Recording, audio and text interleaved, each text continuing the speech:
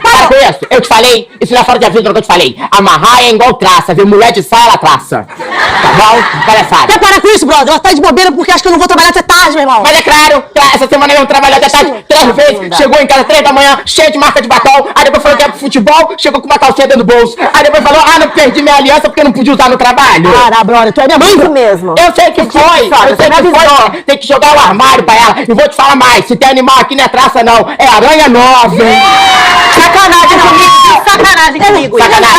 É sacanagem. É sacanagem mesmo com a Sonaira. Tu quer meu conselho? Não se mete, mãe! Eu vou te dar. Chifre é igual consórcio, uma hora tu é contemplado. Sonaira, deixa eu explicar, senhora. Chama ela aí. Não adianta explicar traição, é igual salário mínimo, não serve pra porra nenhuma. Tem que conversar suave, delicado. Porque ela tá tudo bonita, a menina tá tudo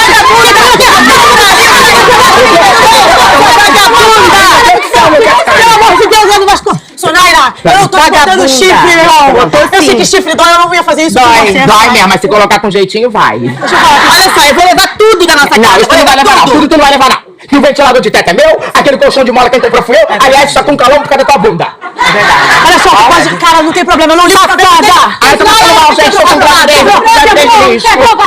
Eu tô com gravidez de risco, eu tô risco de parir agora, pelo amor de Deus. Tu tá grávida só quando te convém, né, brother? Tá passando mal? Tá passando mal? Tá passando mal. Tá passando mal. Não, já olhei pro Flávio e melhorei na hora. Meu Deus do céu, gente, eu vou ficar até aqui pelo barco, eu tô com uma fome, sabe? Quer comer alguma coisa aí? Come aí. Não, eu queria ser comida mesmo. Ai, que eu falei alto, eu vejo o Flávio na coceira no meu mamilo. Porra, que gostoso. E aí, tudo bem? Posso ajudar alguma coisa? Flávio. Olá. Tudo bem, Flávio? E aí, tudo bem? Quer tomar uma porrada na tua cara? Ai, cuidado! Para, pelo amor de Deus, Raia. Ele pediu, não mexe com a minha mulher não, hein, brother? Não fiz nada, não. Não, pelo amor de Deus. Tchau, eu vou embora.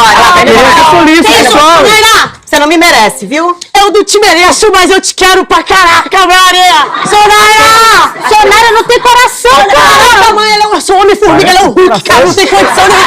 Sonaira! Meu Deus. Sonaira! Tu é a batata doce que falta na minha marmita, brother! Cretina. Ai, porra, mãe, e agora? Agora você vai fazer igual eu faço com você. Você vai negar essa traição até o último dia.